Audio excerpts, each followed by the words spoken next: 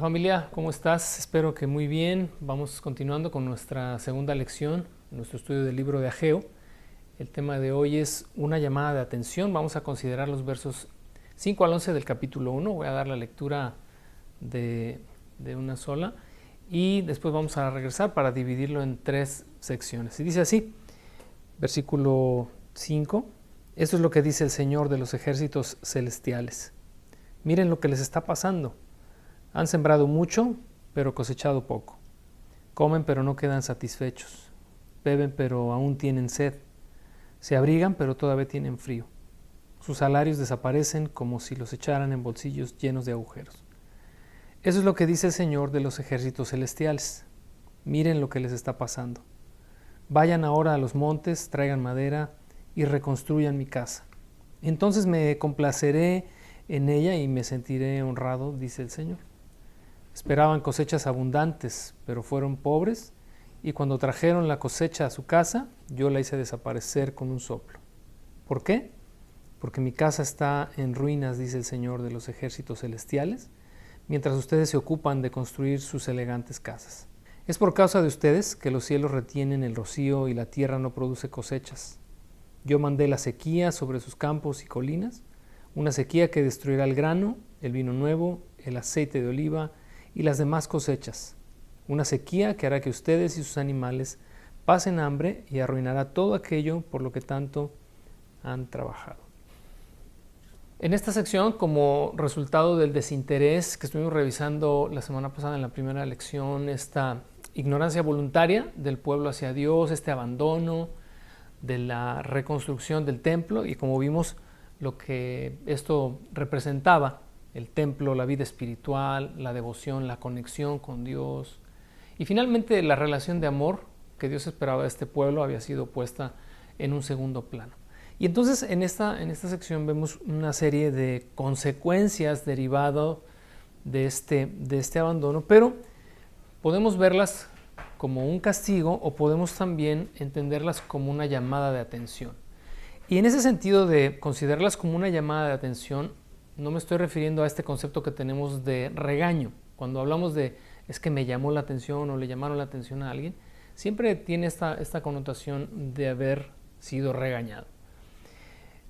Llamada de atención, quiero que la entendamos en esta sección como eso, literalmente, no un regaño, sino literalmente como Dios llamando nuestra atención, llamando en este pasaje a este pueblo, su atención para que voltearan una vez más sus ojos hacia Él. ¿Por qué? Porque el pueblo había desviado su mirada hacia otras cosas que eran necesarias pero no eran tan importantes. Habían desplazado a Dios y entonces llamar la atención del pueblo a través de estas circunstancias que acabamos de leer no tenían el objetivo de simplemente castigar y de simplemente, quiero que sepas y quiero que entiendas lo que te va a pasar si me abandonas. Cuando el apóstol Pablo, por ejemplo, habla acerca de la disciplina a los hijos, en Efesios capítulo 6, verso 4, dice, hijos, no provoquéis a ira a vuestros hijos, sino criadlos en la disciplina y amonestación, dice la Reina Valera, amonestación que viene del Señor. Disciplina y amonestación deben ser entendidas como disciplina en cuanto a, sí, la retribución o el castigo, pero que va ligado a la enseñanza o a la instrucción. O sea, amonestación, quitemos también de nuestra mente que tiene esta connotación de regañar. Tiene la connotación de instruir, es decir, la disciplina persigue un objetivo. ¿Cuál es el objetivo en el caso de la educación de los hijos? Que estos se alineen, que estos enderecen el rumbo de sus vidas, que es como este arbolito, ¿verdad?, que crece torcido y que vas forzando en sus primeros meses y años de vida, vas forzándole para que crezca recto. Esa es la idea de la disciplina y la enseñanza o la amonestación, ¿verdad?, que tiene que ver con instrucción. Tomando esto como base, entonces, tenemos que entender forzosamente, por favor, yo sé que para algunos de nosotros es difícil, sobre todo si tenemos un contexto en nuestras vidas, sobre todo en el asunto, en el tema familiar, si tenemos un contexto de que todo era regaño, regaño, regaño, regaño, y que cuando hablas de amonestación, cuando hablas de exhortación, cuando hablas de llamar la atención, siempre lo asocias con regañar, con alguien sermoneándote, no es el caso. Y yo te invito de verdad a que esta segunda sección del capítulo 1 la veamos a partir de esto. Sí conlleva una acción punitiva de parte de Dios, es decir, sí hay consecuencias en la vida diaria, en lo real, en los trabajos de estos hombres, en muchos aspectos que vamos ahorita a revisar, pero persiguen un objetivo. Dios está haciendo todo lo posible por llamar la atención de este pueblo y atraer el corazón de ellos nuevamente hacia Él. Ahora, antes de continuar con esto, quiero que revisemos este pasaje a partir de un principio y una premisa. Un principio, ¿verdad?, que son estas leyes rectoras, leyes que rigen, que no están sujetas o no están de alguna manera propensas a poder ser modificadas o cambiadas. Son leyes, por eso se llaman así principios. Hay un principio aquí en la Escritura que quisiéramos poner como fundamento para poder sacar o extraer lo mejor que podamos de esta sección. Y está en 1 Samuel capítulo 2, la segunda parte del verso 30.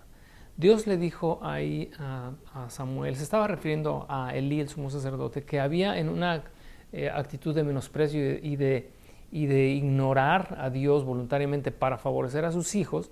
Dios le dijo a Samuel, yo honraré a los que me honran, pero los que me desprecian serán tenidos en poco, o serán también menospreciados, o no serán valorados. Esto es un principio que no solamente aplicó para la vida de Elí, aplica para la vida de cualquiera, en todos los tiempos y en todas las edades. Cualquier persona que menosprecia a Dios y que pone a Dios en un segundo plano, o simplemente saca a Dios, ¿no?, de su vida, la consecuencia inmediata es que Dios actúa en consecuencia a ello, ¿verdad? Perdón que repetí esto, pero actúa en consecuencia y también menosprecia y tiene en poco a tal persona. Es un principio ahí y lo ves a lo largo de toda la Escritura. Y no solamente en la Escritura, lo ves en la vida diaria. Cualquier persona que menosprecia a Dios, que lo hace a un lado, intencional y deliberadamente, recibe de Dios lo mismo. Digo, eso no significa que Dios no abra siempre espacios de oportunidad y toque a la puerta de nuestro corazón, pero también, como dijo en otro pasaje, no contenderá mi espíritu siempre con el hombre, porque este es mortal, ¿no? Ese es este principio rector. Pero luego también tenemos una premisa, y esta premisa es que Dios es un Dios celoso. Dios cela lo que ama, Dios cela lo que es suyo. Dice la Escritura en Éxodo capítulo 20, verso 5, si no me equivoco, en este decálogo que Dios le da a Moisés, los famosos 10 mandamientos, dice, no te inclinarás a ninguna obra de manos, dice, porque yo soy tu Dios fuerte y soy celoso. Visito la maldad de los padres sobre los hijos. También en Deuteronomio 6:15, Dios dijo a través de Moisés, porque el Señor tu Dios, que está en medio de ti, es Dios celoso. Recuerda, tenemos un principio. Dios honra a los que le honran y menosprecia o tiene poco a aquel que le menosprecia. Y esta premisa, Dios es un Dios celoso. Ahora, aunque no es el tema hoy, pero quiero abrir un paréntesis porque quizás vas a decir, ¿cómo es que la Escritura dice que Dios es celoso si también la Escritura condena que las personas actuemos a partir de los celos? Mira, ¿cuál es la gran diferencia entre las cosas que Dios desarrolla como parte de su carácter y que se atribuyen como buenas o como positivas y que en nuestro caso serían aspectos negativos? No solamente están los celos, está también la ira. Dice la Escritura que Dios se aira, que Dios se enoja, y a nosotros nos dice, no te enojes, no te aires, no se ponga el sol, dice, sobre tu enojo, ¿no? Porque la ira, dice, no viene o no permite que la justicia de Dios se desarrolle. Y también está, por ejemplo, la venganza. Dios nos dice, no actúes en venganza, déjame a mí dar el pago. Pero Dios dice que sí cobra venganza de sus adversarios. La otra pues son los celos, ¿no? Dios es celoso, pero a nosotros nos dice que los celos, dice, son amargos, y los celos lo único que nos dejan son problemas. Otro aspecto del carácter de Dios es la autoexaltación. A nosotros nos dice que no nos exaltemos a nosotros mismos, ¿verdad?, sino que nos humillemos, pero Dios sí lo hace. Dios se exalta a sí mismo, Dios se honra a sí mismo, Dios se glorifica a sí mismo, y Dios busca que toda su creación le glorifique. Y otra, por una de tantas que pudiéramos aquí nombrar, es que es el juicio. A nosotros Dios nos dice, tú no juzgues. Dios es el que juzga. Entonces, si te das cuenta, estos 5 aspectos del carácter de Dios, en Dios pueden operar sin ser malos. Pero a nosotros se nos insta y se nos, ¿verdad?, exhorta a alejarnos de que nuestro carácter proceda de esa manera. ¿Por qué? Bueno, la diferencia está en que Dios en su santidad puede operar cada una de estas cosas siendo justo, no pecando, no haciendo absolutamente nada malo. Pero nosotros, estas cosas, cuando emergen de nosotros, no emergen de una naturaleza santa, sino de la carne. Por darte una idea, cuando Dios se aira y cuando Dios se enoja, lo hace en plena justicia. Cuando Dios cobra venganza, lo hace en plena justicia. Y cuando nosotros lo hacemos en carnalidad, y lo hacemos con la maldad detrás, ¿no? ¿Cómo te puedo ejemplificar esto? Pues sencillo.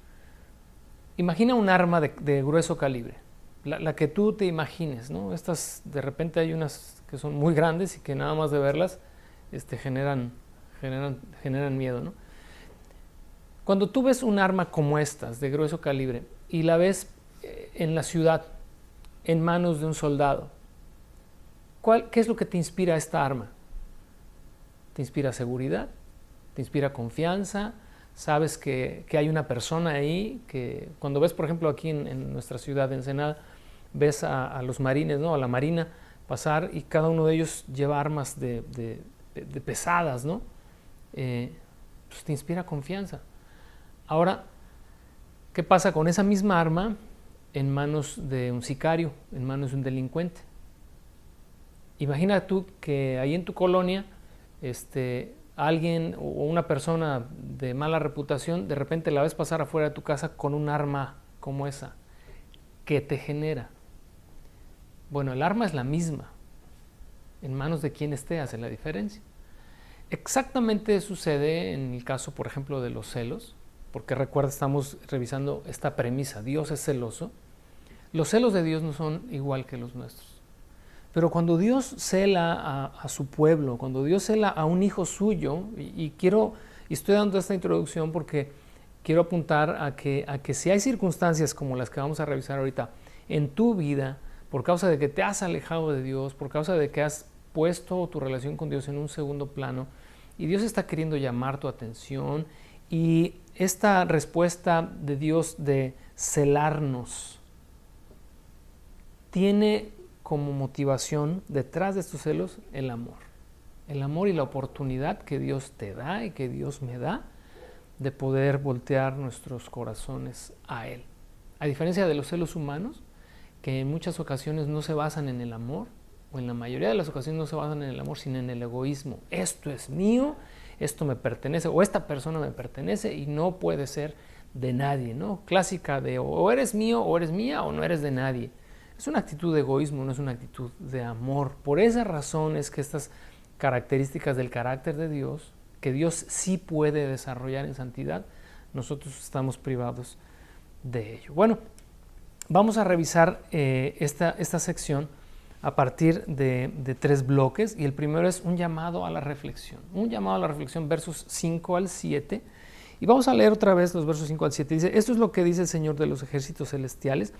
Miren lo que les está pasando, y vamos a enfocarnos en esta exhortación y en esta invitación. Miren lo que les está pasando, porque se repite 2 veces.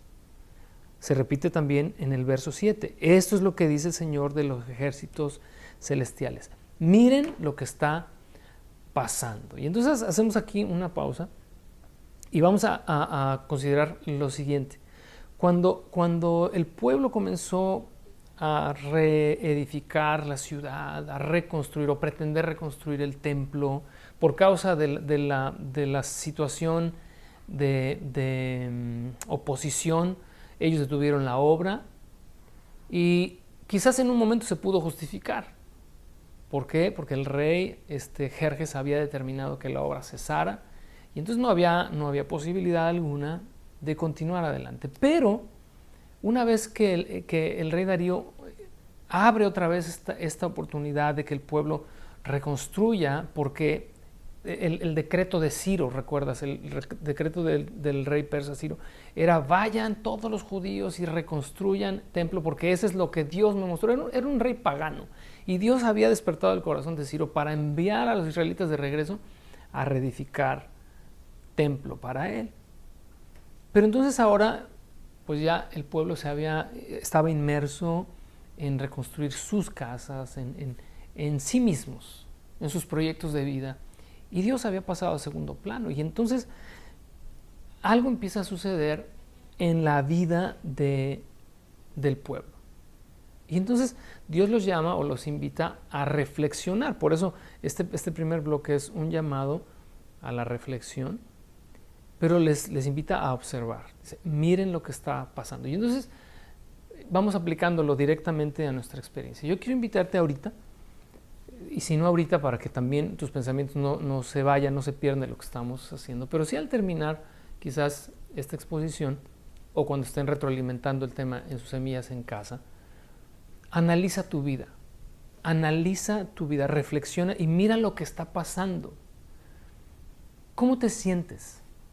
¿Cómo está tu corazón? ¿Cómo están tus pensamientos? ¿Qué es lo que el pueblo tenía que observar? Bueno, hay tres situaciones o tres condiciones en el corazón que se resumen en un estado de insuficiencia, de insatisfacción y de incapacidad. De insuficiencia, ¿por qué? Porque todo el esfuerzo que ellos hacían, nunca redundó en un progreso. Dice: han sembrado mucho, dice el verso 6, pero han cosechado poco. Un sentido de insuficiencia. ¿Cómo te sientes tú en tu vida? ¿Sientes que lo que haces para Dios o lo que haces en la vida diaria progresa, prospera?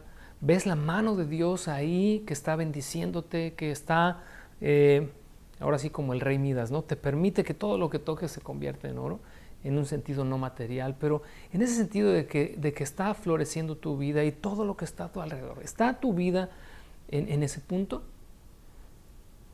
Otro aspecto, otra condición es la insatisfacción. Dice ahí en el mismo verso 6, dice: comen pero no quedan satisfechos, beben pero aún tienen sed. Es este sentimiento de vacío y es este sentimiento de una rueda sin fin, ¿no? Como esta ratita en estas ¿cómo se llaman? Estas rueditas, ¿no? Una rueda sin fin. Corren y no llegan a ningún lugar. ¿Cómo está tu vida? ¿Sientes que como si avanzaras, pero en realidad estás atorado en el mismo punto? Estás en una condición de depresión, no porque sea algo químico, una situación química en tu cuerpo, sino porque te sientes insatisfecho en la vida, no logras encontrar el sentido a nada. ¿Cómo estás? Tienes que mirar lo que está pasando. O sea, acuérdate, 2 veces, al principio y al final de este primer bloque, Dios le dice al pueblo: miren lo que está pasando. ¿Por qué? Porque curiosamente a ellos les había sucedido lo que a muchos de nosotros nos puede estar sucediendo, que consideramos que esas son circunstancias normales, ¿no? Que es parte de la vida. Es normal sentirnos así, es normal estar triste, es normal no tener sentido, es normal no tener propósito, es normal ver la vida gris. Y para esta generación, quizás la que está acá, pues ellos sentían que, bueno, pues es normal trabajar mucho y cosechar poco. Venían regresando del exilio, venían regresando de años, décadas de esclavitud. Y entonces tal vez estaban considerando que, bueno, pues eso es lo normal, ¿verdad? Sufrir y ya venimos de tanto sufrimiento, pues bueno, seguir sufriendo acá. Pero lo que Dios está diciéndoles aquí es, hey, eso no es normal, no es así. No es normal que sientas esta insuficiencia de que tu esfuerzo no da resultado, ni que te sientas insatisfecho, ni tampoco que te sientas incapaz, hablando de los recursos, de tus recursos personales, y no hablo solamente de los materiales, de tus recursos cuando ya no te bastan. Y esto es lo que está ahí, fíjate, descrito al final del verso 6, dice, se abrigan, pero todavía tienen frío, sus salarios desaparecen como si los echaran en bolsillos llenos de agujeros, incapacidad. Y entonces, hasta que tú y yo cobremos conciencia al evaluar, ¿no?, nuestra vida, de cómo estamos en nuestro interior, quizás a partir de ahí es que Dios llame nuestra atención. Pero para nosotros ser conscientes de esa realidad, primero tenemos que reflexionar. Así que la invitación hoy, de verdad, te lo dejo de tarea, y me lo dejo de tarea a mí. Tenemos que detenernos. Hay situaciones, hay momentos en nuestras vidas en las que no nos detenemos a reflexionar en cómo andamos, cómo estamos. Simplemente seguimos caminando. O sea, vemos que comienza el día y ya queremos que termine, o termine el día, y si volteas para atrás y dices, bueno, ¿qué hice hoy? Pues no, pues nada más trabajé y saqué adelante tal o cual situación, tal o cual problema, y pues ya que lo que quieres es dormirte, descansar, para mañana comenzar otra vez otra rutina sin sentido y sin propósito. Y eso es nada más vivir, más bien es sobrevivir, no es ni siquiera vivir, es sobrevivir. Y entonces, antes de suponer que las condiciones en las que vivimos son normales, tenemos que evaluar si son el resultado de desplazar a Dios de nuestra vida, ¿no? Si son el resultado de desplazar a Dios de nuestra vida. Creo que eso cada uno de nosotros lo sabe. Tú sabes cómo está tu relación con Dios y tú sabes qué lugar ocupa Dios en tu corazón y en tu vida, ¿no? Cuando hablamos de prioridades, si no tengo ya tiempo hoy de revisarlo más adelante, pero entre lo que venimos viendo la semana pasada y esta, cuando hablamos de prioridades, no quiero que resumas dar prioridad a Dios como tiempo. Conlleva tiempo, pero no es un asunto de tiempo. Porque si tú en tu día dices, no, pues es que voy a dedicar un tiempo para estar con Dios en la mañana, 15 minutos, 20 minutos, y con eso supones que Dios es el primero en tu vida, pues estaríamos equivocados. No es una cuestión de organizarlo en tu agenda. Cuando hablamos de dar a Dios prioridad, estamos hablando de su lugar en nuestro corazón. He escuchado muchas veces, y no estoy así como que muy al 100 convencido, sigo haciendo como mis reflexiones en cuanto a esta lista de prioridades que nos han ofrecido en libros o en predicaciones a lo largo de los años. Y tus prioridades tienen que ser, número 1, Dios; 2, tu familia; 3, tu trabajo; 4, tu ministerio; 5, tus amigos; 6, y así va una lista, ¿no? Y más o menos la presentan por lo menos las primeras 4 en este orden: Dios, familia, trabajo, ministerio, ¿no? Yo estoy un tanto peleado con esto porque creo que cuando hablamos de estas prioridades, pienso, no es para que lo tomes como dogma, es simplemente mi reflexión a esto. Lo único que estamos aquí en realidad definiendo es cómo vamos a ordenar nuestro día, ¿no?, nuestro tiempo. Pero el tema de prioridad a Dios, o el tema de prioridad de Dios en nuestro corazón, no es solamente decir Dios es número 1. Ok, en lo práctico, ¿cómo es Dios número 1 en tu vida? O sea, ¿qué significa o cuáles son las implicaciones de Dios es el número 1 en mi vida? Porque dices, no, pues es que Dios para mí es el primero, y luego fíjate, en cuarto generalmente ponemos el ministerio. Y yo estoy peleado con eso porque la Escritura me dice otra cosa, ¿no? Me dice, el que ama más padre, madre, que serían para nosotros familia, ¿no?, padre, madre, más que a mí. Dice, sí, pero una cosa es Dios y otra cosa es el ministerio. ¿Cómo separas a Dios del servicio que le debemos? Pedro dijo, nosotros lo dejamos todo, dejamos el trabajo y dejamos a nuestras familias por seguirte. Y se conecta el 1 con el 4, ¿no?, en esta programación que nos ofrecen. Y Jesús dijo, pues es que así es la onda, ¿no? Porque el que me sigue tiene que dejar todo. Y dice, nadie que haya dejado padre, madre, hijos, hermanas, trabajo, no quedará sin recompensa, recibirá 100 veces más y en el siglo venidero la vida eterna. O sea, no voy a detenerme en esto tanto, pero quiero llevarte a la reflexión que no consideres que por el hecho de que lees la Biblia en la mañana y oras en la mañana un ratito, por eso Dios es primero en tu vida. Dios es primero en tu vida cuando adentro de tu corazón realmente tiene esa relevancia y esa trascendencia. ¿De qué es lo primero? Las 24 horas del día, donde quiera que estás, indistintamente de que si esa mañana quizás no pudiste hacer tu devocional o no pudiste orar porque pues, te levantaste tarde y tienes que irte a trabajar, tienes que atender a tus hijos o lo que sea, pero eso no implica que lo desplazaste. Es una situación de corazón y ahí nadie más lo sabe más que tú. Y entonces por eso tienes que, ¿cómo puedo identificar si realmente Dios está en primer lugar en mi vida? Miren lo que está pasando, es la exhortación o la invitación del verso 5 al 7. Miren lo que está pasando. Quiero, como si Dios dijera, bueno, ¿quieres saber qué lugar ocupo en tu vida, en tu corazón? Bueno, analiza esto. ¿Te sientes insuficiente? ¿Te sientes incapaz? ¿Te sientes insatisfecho? ¿Sientes que tu vida no tiene sentido? Entonces algo anda mal. Algo anda mal, porque si Dios está en el lugar correcto, en el lugar que tiene que estar dentro de tu corazón, no hay manera de que sintamos o de que vivamos en una condición así. Vamos a la segunda sección, al segundo bloque, que es el verso 8. El primero, acuérdate, fue un llamado a la reflexión. El segundo es un llamado a volver el corazón. Y eso es donde Dios nos empieza a empujar hacia su voluntad perfecta. Un llamado a volver el corazón. ¿Qué dice? Nos ofrece un plan de acción en el verso 8. Dice, vayan ahora a los montes, traigan madera y reconstruyan mi casa. Entonces me complaceré en ella y me sentiré honrado, dice el Señor. Ya Dios comienza a marcarles el caminito. ¿Qué es lo que tienen que hacer? ¿Por dónde tienen que empezar? ¿Por qué?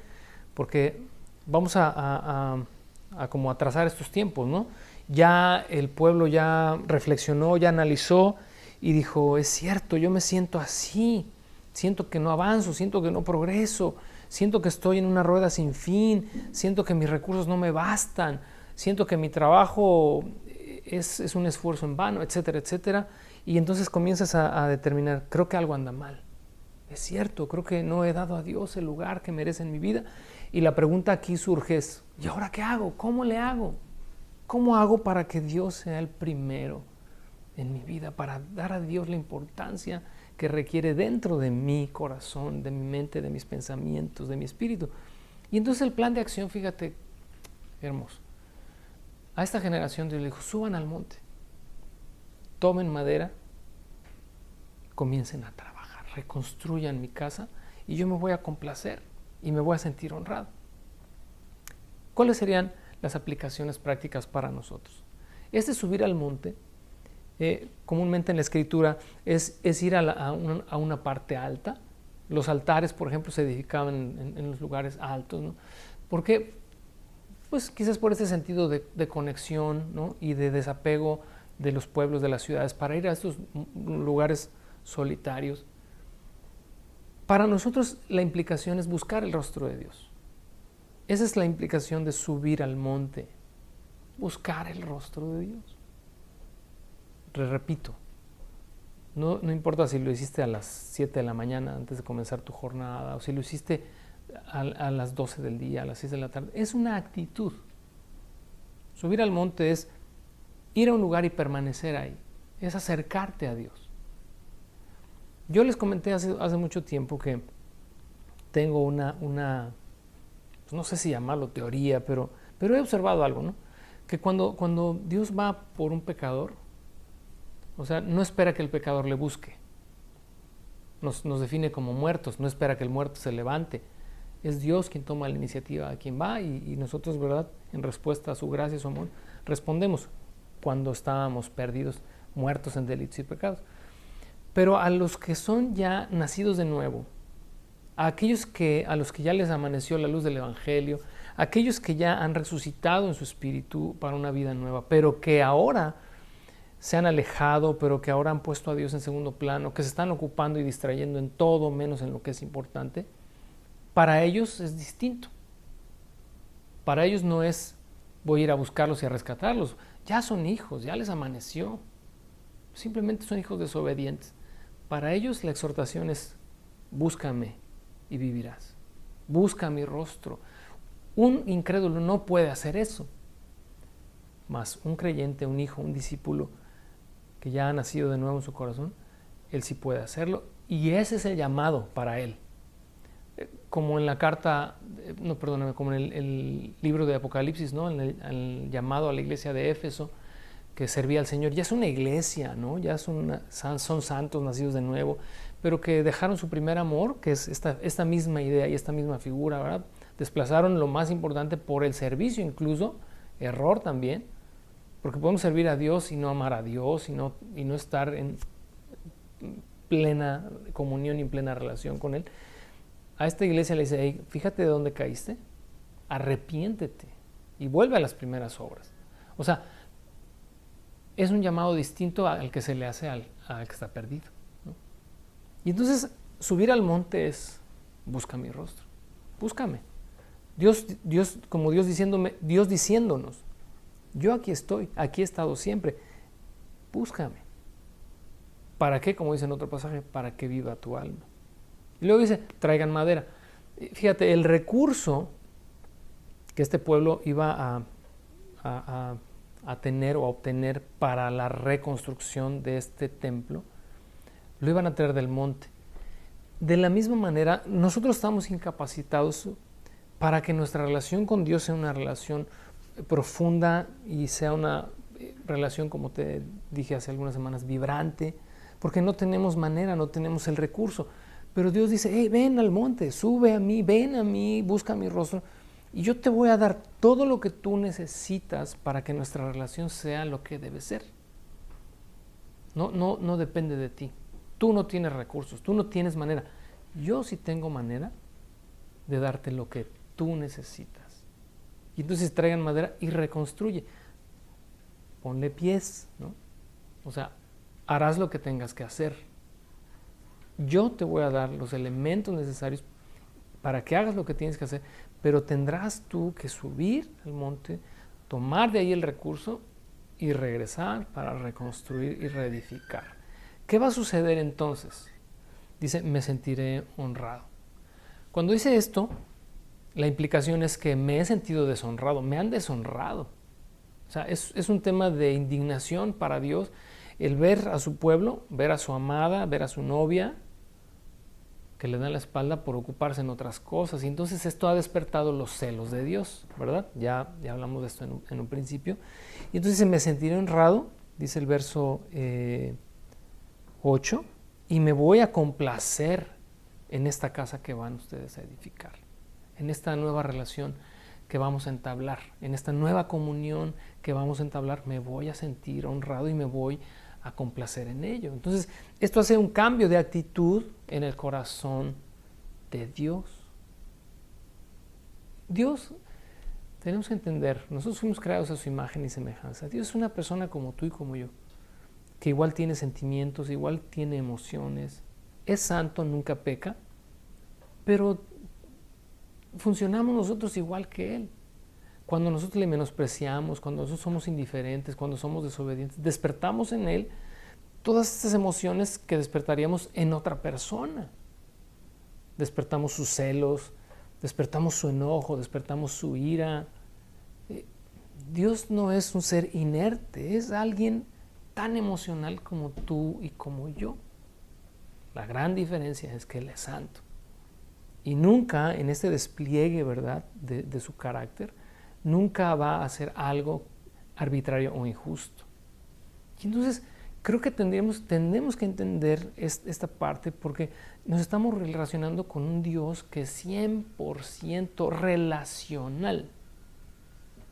¿Va? Me sentiré honrado y me voy a complacer en esta casa. Okay. Esa es la invitación, la exhortación, es un llamado a volver el corazón. Ahora, la tercera y última sección es un llamado a evaluar la pérdida. Fíjate, la primera parte, cuando fue un llamado a la reflexión, es mira lo que está pasando en tu interior, cómo te sientes, ¿no? Ahora en esta tercera es un llamado a evaluar la pérdida, ¿no? Ya no es solamente lo que sientes en tu interior, sino lo que exteriormente ha venido como consecuencia de poner a Dios en segundo plano. ¿Qué es lo que tenemos acá? En los versos 9 al 11, dice, esperaban cosechas abundantes, pero fueron pobres, y cuando trajeron la cosecha a su casa, yo la hice desaparecer con un soplo. ¿Por qué? Porque mi casa está en ruinas, dice el Señor de los ejércitos celestiales, mientras ustedes se ocupan de construir sus elegantes casas. Es por causa de ustedes que los cielos retienen el rocío y la tierra no produce cosechas. Yo mandé la sequía sobre sus campos y colinas, una sequía que destruirá el grano, el vino nuevo, el aceite de oliva y las demás cosechas. Una sequía que hará que ustedes y sus animales pasen hambre y arruinará todo aquello por lo que tanto han trabajado. Di una larga introducción al inicio de esta sección, o al inicio, perdón, de esta plática, de esta charla, para que esto que acabamos de leer no se entienda como eso, ¿no? Como un castigo, como esto es como la mafia, ¿verdad? Aquí ya no sales, y si sales te va a ir mal. No, no es Dios desquitándose, no es este despecho. Fíjate, tomando todavía esta idea, ¿no? de esta premisa de Dios es celoso, en los celos humanos, cuando alguien cela a otra persona y quiere vengarse, ¿verdad? El llamado despecho no es otra cosa sino ahora buscar el mal del otro por causa de lo que me hizo. En los celos que emergen de Dios, pero que tienen como trasfondo, ¿verdad?, su amor por nosotros y su deseo de ser nosotros solamente para Él, vienen estas consecuencias, pero no son un acto de despecho de parte de Dios. Es, como lo dice el título de esta enseñanza, una llamada de atención. Hey, estoy haciendo todo esto para llamar tu atención, para decirte, hey, aquí estoy. Hey, yo soy la razón, yo soy la causa de tu bendición, de tu prosperidad. Si me haces a un lado, todo lo que yo te doy se viene conmigo. Y entonces volvemos al principio rector, del cual hablamos también ahí en 1 Samuel 2. Yo honro a los que me honran, pero los que me desprecian serán tenidos en poco. Aplican tanto este principio como esta premisa.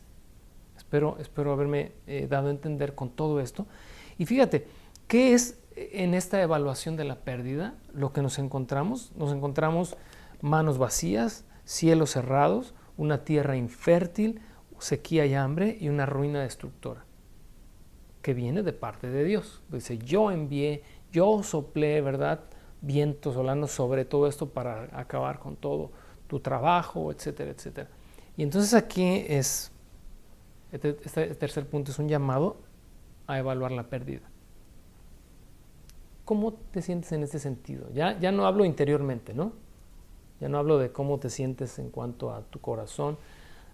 Hablo de lo que está fuera de ti, de tu familia, de tu trabajo, de tu ministerio al Señor, etcétera, etcétera. Todas estas cosas que tú haces. ¿Te sientes así, con las manos vacías? ¿Sientes que los cielos están cerrados?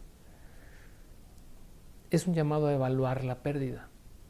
Y si coincide, fíjate, la primera sección con esta última, si sientes insatisfacción, incapacidad, insuficiencia en tu corazón, etcétera, etcétera, pero también en todo lo que haces, ves lo mismo, o sea, ves como esta constante en todo, dentro y fuera de ti, creo entonces que posiblemente tu situación sea una situación como la de esta generación a la que Dios está tocando. Dios está detrás de todo esto y quizás Dios está detrás de todo lo que está pasando en tu vida y en tu corazón. Pero recuerda, y con esto vamos a cerrar, no es un Dios despechado, no es un Dios que te está castigando, es un Dios que con todo amor, con toda gracia, con toda misericordia, está tratando de llamar tu atención, está tratando de levantar tu rostro para que voltees a verlo y para que tu corazón se vuelva otra vez a Él como al principio.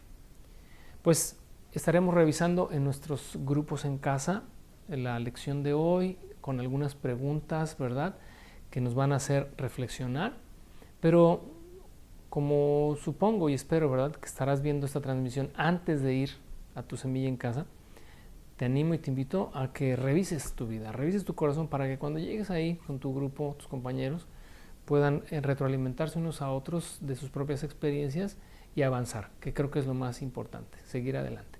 Que Dios te bendiga y nos vemos la próxima semana con la lección número 3 a partir del verso 12 de este capítulo 1 de nuestro libro de Ageo. Dios te bendiga.